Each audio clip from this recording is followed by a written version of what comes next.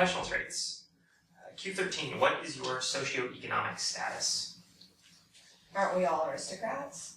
Oh, I guess No. some of you guys aren't. Yeah. Wealth, income, and prestige. So if you feel like your status is pretty much subsumed in the family, like you have the same status as everybody, then you could talk about like the actual conditions of your life too. So like aristocratic but or aristocratic and like, do you have any money? You personally? Probably not. Well, only what comes from the family's funds, I guess. It's family money. So you're like a person who's taken care of. Like you don't have money, but you. You're like an aristocratic dependent. Yeah. Okay. That's a good way of putting it. Cool. I think it's just aristocrat. I think you can just say that. It's pretty much implied. Living on stolen money. And she gets it from other aristocrats. She's an apex aristocrat. An aristocratic dependent. Okay. Double aristocrat. Alright. Okay, so your socioeconomic status. I'm a professional. Okay. So, like, Do you get paid to do the archiving? Is that like it's a a job job. you have? Okay, so you're like paid to be in the house. I'm staff. Yeah, no, this is important. Is it the family who pays you? Because it seems like they would be. I think what I'm gonna say is she started with a minor fellowship through one of the universities to go and approach different people about a collection. And maybe she approached Horace initially through that grant. And like, I'd like to maybe look at some of your archival records and digitize some of them for posterity through this university grant. And he's like, sure, you seem good. You can do that. Here's what I'll give you access to. And maybe she made a good impression. And now would you like to come on staff here? Because I'm considering retiring, and I'd really I liked the work that you did. It's important that these documents survive. And I'd like you to be the one to curate this. I'd like you to be the one to take over this collection. And so now the family is paying her, and she's living on the residence, and is working with Horace a lot to take over kind of the work he had previously done. Okay. So now she's being paid by them, and she has a professional salary. Okay. So I would specify that because that's something that's likely to come into play because of the peculiarity of this campaign. Yeah. If you're a professional but your salary comes from this family, that's important.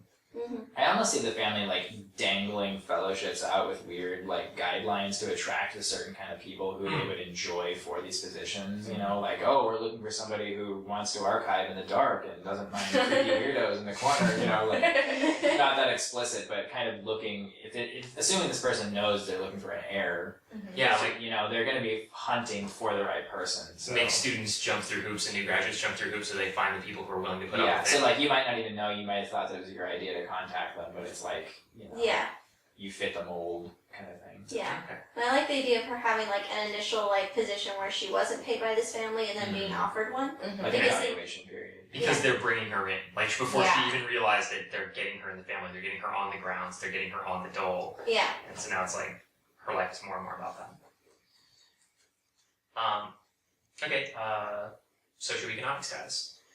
Sure. I guess I think of, I said like a literary career, so I think kind of like comes in waves, money or not, you know, like kind of like living off the family in bad times, you know, making money in good times, kind of used to like an upper class life, but kind of wastes money keeping up with the Joneses at the same time, so money doesn't stay for very long.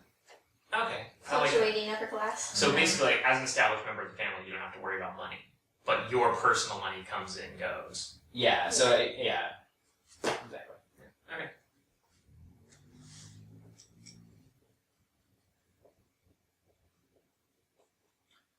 So Q14, what are your most pressing everyday responsibilities? Oh God, there's so many. The spawns. Pretty much. I love them with all my heart, my spawn. It's not even like they don't have My names. offspring. Offspring 1, offspring 2. Littlest offspring, little offspring, bigger offspring. Spawn 1, 2, and 3. I would think it's generally the bigger picture, though, not just the main spawn that I've had, but maybe just the integrity of the family in general, you know, the well-being of the family. Okay. Yeah, that's good. Because we know like what your job is, maybe this would be a good place to pick out a specific. Like you've got so many responsibilities. What is the most important one? Like if things start to slip, what can't slip? Right.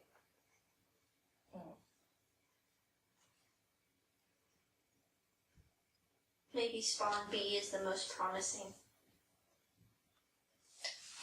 That's kind of an interesting idea. Like maybe some of the children that are born have, you know, certain powers that are a little better.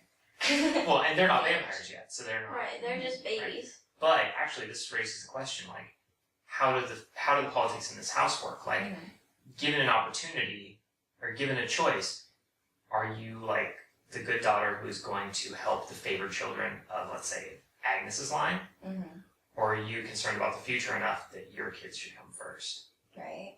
Because they're going to be the ones who support you later. That's a really interesting twist on the traditions too. Although it might just be Agnes's children because tradition and family value is something that she holds. But wasn't your main goal to become matriarch? Is that your driving force? There's a really cool conflict there. It's like That on one is hand, true. your destiny is to be the matriarch, but on the other hand, you're not now, and she says this. Yeah. So yeah, I would think that my own personal children then should be the ones that I would be more concerned with, but you know, obviously not showing too much favor to them. Right, of Yeah. course. Keep up appearances in the family, but yeah. So personal offspring, My spawn. my spawn. And you'll want to complete that sentence so we can make sense without the question. So, like, you know, my spawn, come first. Come first. You sentimental, you. It's like the creepiest cereal commercial ever. You're like, peanut butter, like, Jif, because my spawn come first.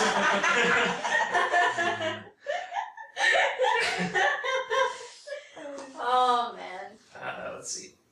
So, most pressing everyday responsibilities. The documents are melting. Okay. Right. They're turning to dust. And the thing is, they're not sun damaged, they've just been kept in the dark, and some of them have fungus, and I have to move it. Okay, so you have time constraints on this archival work. Yeah. So, like, you can't take the day off or whatever. Like, there's work each day that you have to get done because the documents are falling apart. Yeah. I like the idea of that, them being eaten by the dank and cold environment.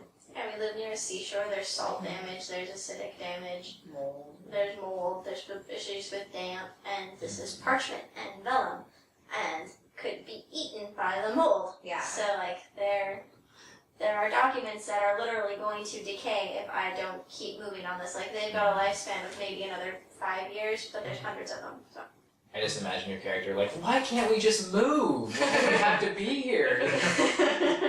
Like, can I just take the whole collection to Phoenix? I'll be back in like 6 months and they'll be safer there. Your most pressing everyday responsibilities. Yeah, I'm thinking just in general social status and maybe at present just maintaining literary connections. Like, you know, it's very loosey-goosey, but you got to show up for certain, you know, book signings or whatever is Press going on. conference. Yeah. You got to turn in those chapters. I mean, you don't have to do it like that day, but you have deadlines, so it's kind of like, you know, you got to get the work done at some point. You got to meet those people. You have to keep up appearances. General What writers. my editor tells me I must do. Right.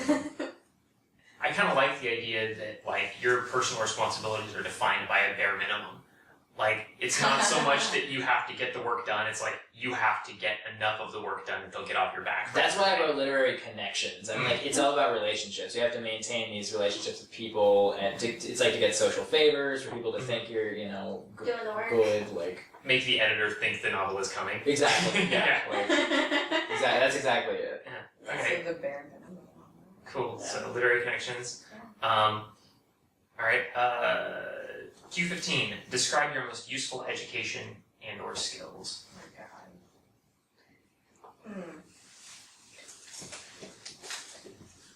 For the education, I want to think that she's been kind of privy to some of the family secrets, not a whole lot of them, but she knows a little bit of the family history. Mm-hmm. Just what they're willing to pass down, I guess, to those who need to know, Right. essentially. Okay. So this would be a thing where like maybe you don't have the most formal education, Mm-hmm. but in the realm of the family, you've got a little bit of leverage on other people because you know how the family works. Yeah. Yeah, exactly. Okay. Lore. In and outs of the estate. Family lore. Yeah. Mm-hmm. That's good.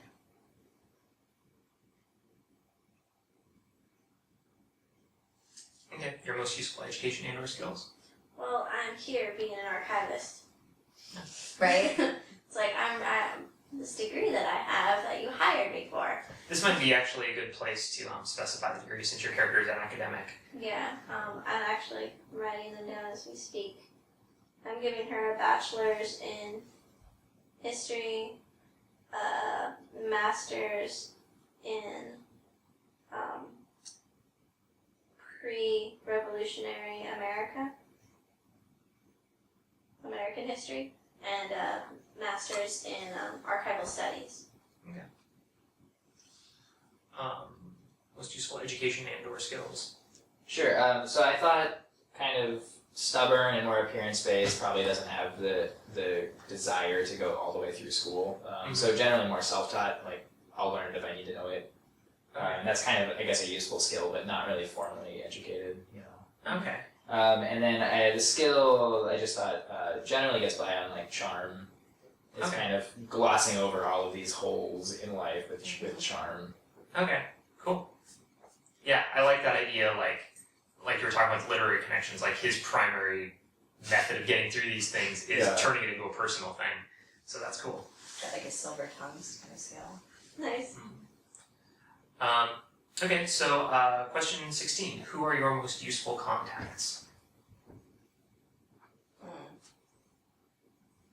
Outside of the family? Doesn't have to be, but I would say in your character situation, it seems like the most useful contacts would be the ones that you don't share with everyone else. Mm-hmm. It's sort of, I go and talk about Downton Abbey.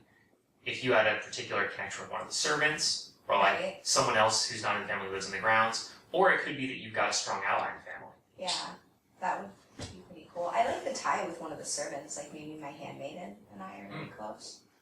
Okay. So, a handmaiden, I guess you'll need a name. Mm-hmm. And you probably want to flesh out like exactly what that relationship is. Would that be like a friendship? Would that be like you got her under your thumb? I would think more of a friendship than a dominance kind of thing. Okay. Mm-hmm. So friendship with handmaiden to be named. Mm-hmm. Your most useful contacts? I'm gonna say that she's got someone she does a lot of her double checking and gets some of her anytime she hits hiccups in her digitizing work at I'm trying to think of the name of the university, but there's one connected very directly to the Library of Congress. I'm gonna say she knows one of the librarians through there, and that's one of her best professional contacts to like, I have this date here, but I want to make sure it's not an error. Could you cross-reference your collection for me? Okay.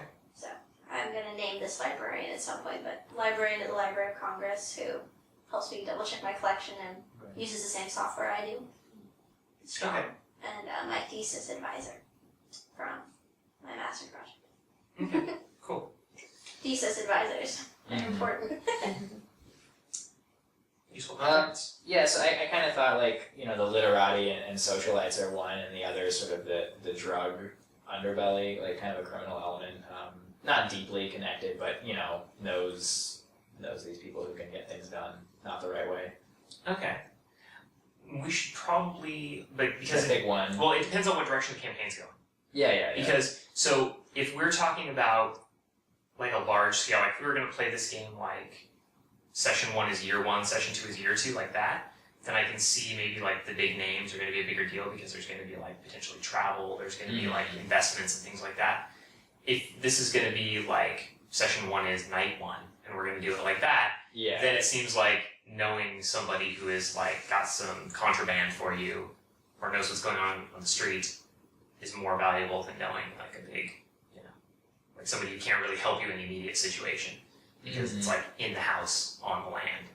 Oh yeah, I see what you're saying. Yeah, I thought that the drug connections was more of a secondary thought. I think obviously most of the effort goes into the kind of like people he's trying to oppress and the people in society. So that's the big one. Cool. Maybe we can give you a specific touchstone in town so that actually does turn out to be really useful for you. Like in addition to like the big picture. Like, and I do going out for the sponsor and those things. I mean, integrating into the town and having connections. I think that's where my character shines and is not really very powerful or prominent in the house. Okay. I think sort of like my character is eccentric in both places. Like right. So there's no real comfortable place to be. Okay. I like that. Should be my character concept. No comfortable place to be.